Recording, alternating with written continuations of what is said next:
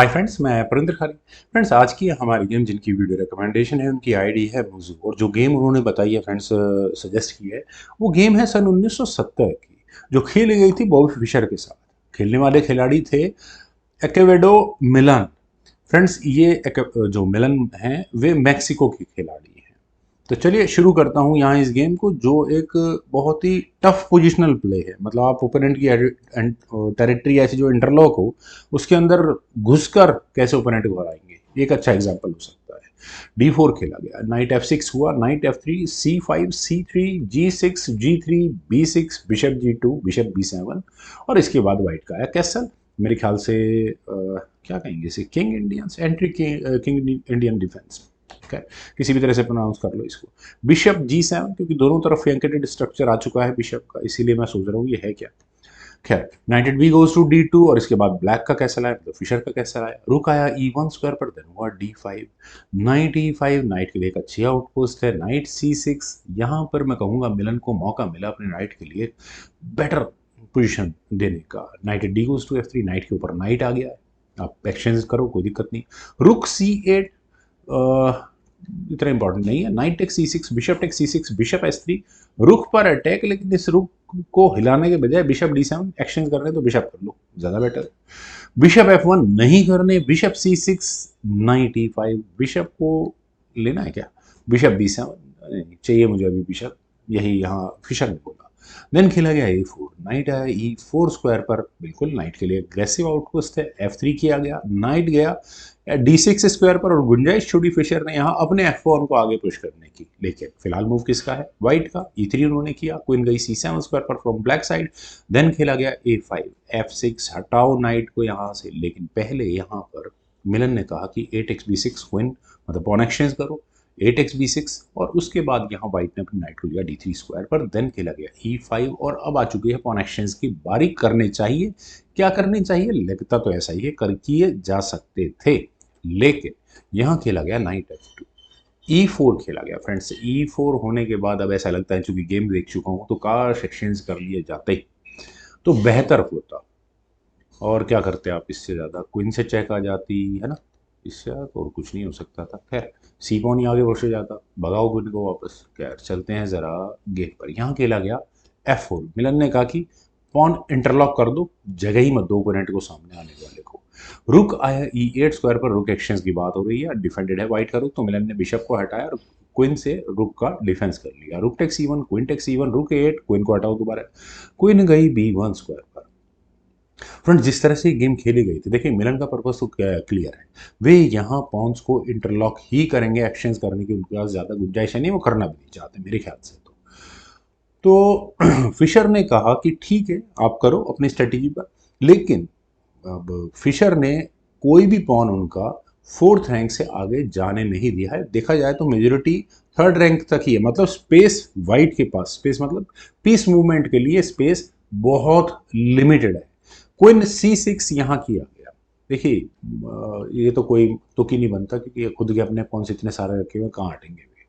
खैर के पहले B3 किया गया, बिशप आया A6 स्क्वायर पर, बिशप एक्सचेंज की बात हो रही है, किए जाने चाहिए लगता है। क्वीन B2 नहीं किए, बिशप टेक्स F1, रूक टेक्स F1, देन खेला गया C4, पॉन एक्सचेंज, वही मिलन की स्ट्रेटेजी पुरानी, बी पॉन आगे कर पुश कर दिया। देन क्वीन आई A4 स्क्वायर पर, और अगले मूव में नहीं, ये तो नहीं होने वाला। रुक आया B1 स्क्वायर पर, देन हुआ बिशप F8। देखिए, फिशर ने एक बहुत बढ़िया जो मूव चला है, जो कि व्हाइट के पास एडवांटेज नहीं है। फिशर के पास अपने नाइट को मैन्यूवर करने का एक अच्छा एडवांटेज है। और यहाँ पर मिलन फंस रहे हैं, ए नाइट को ज़्यादा से ज़्यादा फिलहाल G4 स्क्वायर पर लेकर जा सकते हैं, उसके बाद सीधा कुछ नहीं होगा, H पॉन आगे पुश होगा, पहले यहाँ F6 पॉन का डिफेंस करना होगा ब्लैक को। खैर, किंग गया F1 स्क्वायर पर, देन हुआ नाइट B5, जो उम्मीद थी। किंग E2, देन हुआ F5, नाइट आया D1 स्क्वायर पर, और फ्रेंड्स ये नाइट D1 स्क्वायर पर आना ही प्रॉब्लम, कोई स्पेस है ही नहीं बेचारे के जाने के लिए, कहाँ जाएगा। अरे हाँ यार, ये ऐसे तो जा सकता था कहीं, लेकिन उसमें भी क्या, बिशप से ही उड़ा दिया, एक पॉन आई, डबल पॉन कर दिया G5, वो भी एक डिसएडवांटेज होता। King F7, then knight F2, king A2, knight D1, queen exchange की बात हो रही है, किंग E6 करो भाई मिलन साहब, queen takes A2, rook takes A2, रुक अपने घर में घुसा लिया है, नहीं कर, मतलब मैं तो बचता हूँ, पर हाँ कुछ ना कुछ तो होगा यहाँ पर इस गेम में। खैर, रुक B2 रुक एक्शंस, रुक A1 नहीं करने, नाइट को प्रेशराइज रखना है। बिशप आया E1 स्क्वायर पर, then king D7, bishop D2, king C6, और जितने मूव वाइट यहाँ फंसा हुआ है ना, उतनी देर में फिशर ने अपने किंग को कहाँ से कहाँ ले जाकर पटक दिया है।